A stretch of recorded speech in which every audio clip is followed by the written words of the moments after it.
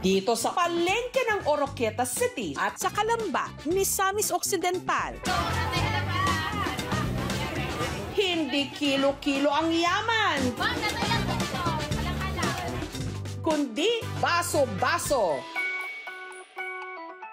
Lato dong, sawake, anikad, darasa, anikad sa. Tuwing tabuan o market days, samut-saring mga laman dagat nga ang itinitinda. Hindi ito kilo-kilo kung ibenta, kundi baso-baso o tingi-tingi. Dara sir, ma'am, pili lang ma'am, oh, dali ma'am.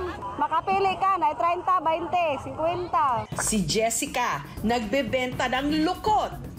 Mahaba ito at manipis, kaya binansagang pansit ng dagat. Bagamat kulay berde, hindi gaya ng noodles, hindi raw ito gawa sa harina, kundi mula sa isang lamang dagat. At kung ibenta, baso-baso.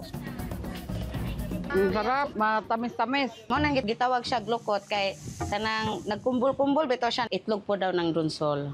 Ang dunsol ay isang klase ng sea slug na sagana sa bahaging ito ng Mindanao. Naglalabas ng itlog na nababalot ng malagkit at parang jelly na siyang tinatawag na lukot. Ang donsol ay mahahanap natin sa mga mabababaw na lugar na karaniwang maraming seaweed. Si Van Van, abangers para masisid ang mga ito. Madalas, umaga kasi normal lang ang tubig pagsisiri namin. Kung malalim, hindi kami pwedeng sumisid kasi mahirap.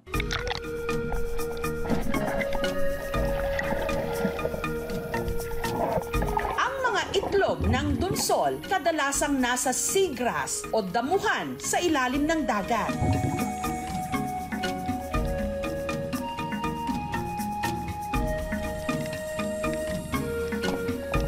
Sakit sa mata kasi maalat yung dagat, papasok sa mata. Mahirap paghinga, nakakahingal. Pahirapan daw ang pangunguhan nito, lalo't maaari silang makatapak ng tuyom o sea urchin.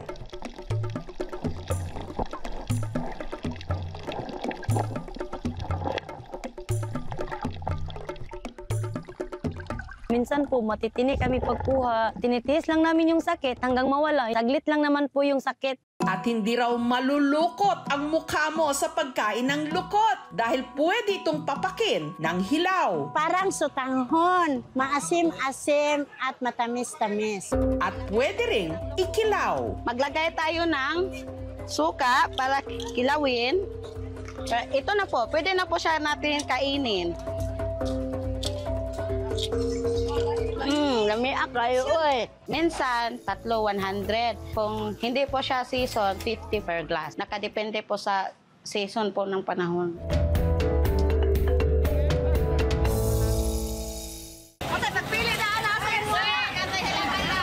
Ang tindahan ni Rosena, kung saan baso-baso ring mabibili ang isang klase ng shellfish na kung tawagin naman, litob. Isang baso ng lito, bibibinta ko siya ng 40 or 3 baso, 100. Tuwing hapon, bumabiyahe si Noli patungong Lusayan o yung madamong parte ng isla ng Nabaros para manguha ng litob.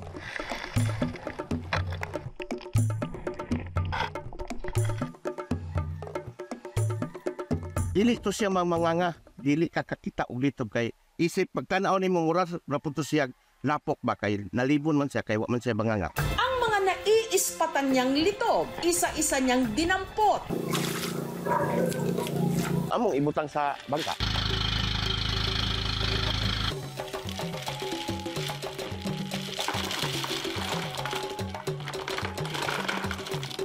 Inipon na muna ito ni Noli sa bahaging ito ng bakawan. At saka niya babalikan sa araw ng tabuan. Sa ganitong paraan, masisiguro raw nilang fresh pa rin ang mga ito bago ibenta.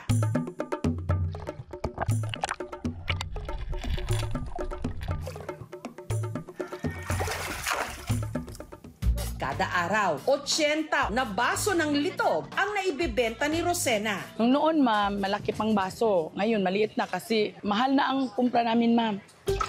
Are, sir, pili lang, sir, ma'am. Sa inyo, ma'am. Nagluluto rin sila ng litob na ready ng kainin. Ginagawa nilang halang-halang. Mahanghang. Ilagyan namin ng sili. Ang toka sa pagluluto nito, ang pamangkin niyang si Ange.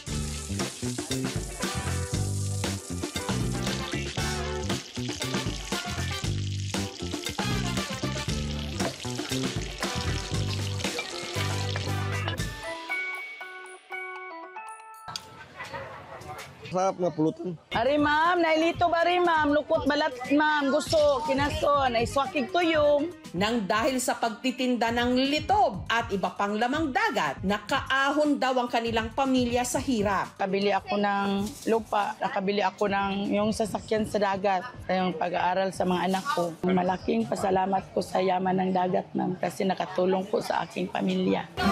Ang last stop sa ating palengke tour sa Calamba, Misamis Occidental. Sa pwesto ni Chofila, ang tatok sa kanyang mga suki, ang mga nakabaso niyang alimasag na kung tawagin nila rito, kasag. Ang kasagaran bumibili dito, maliligo sa dagat. Hindi sila maka-afford kung kilo-kilo kasi mahal na ang kilo-kilo. Ang baso, inana lang, 20-20.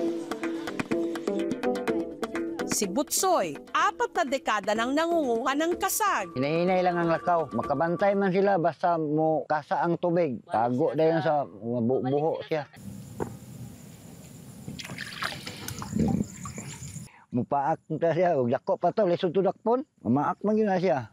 May 2 paraan daw ng paghuli nito. Pero gagmay, dakpon rin ako. Kay luoy man kayo.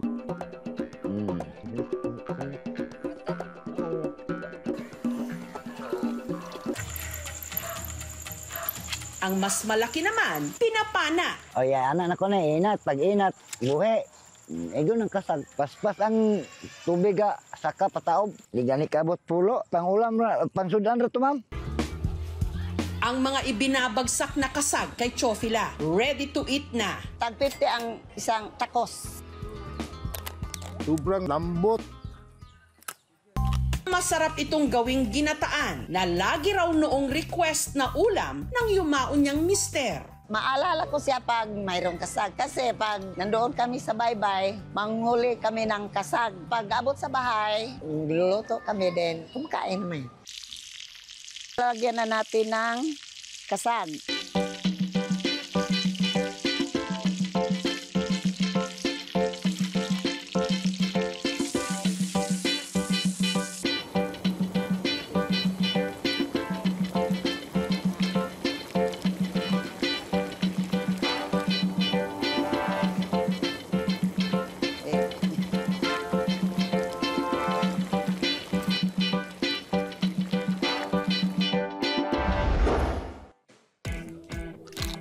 Lami ito pagkalata. Miyay, parang bagot tilo ni. Sa bawat baso ng dagat, ang timbang ay sakripisyo, ang sukatan ay pag-asa, at ang panukat ay pangarap ng bawat pamilyang Pilipino. Patunay na minsan sa maliliit na sisidlan, nakapaloob pinakamalalaking biyaya ng buhay.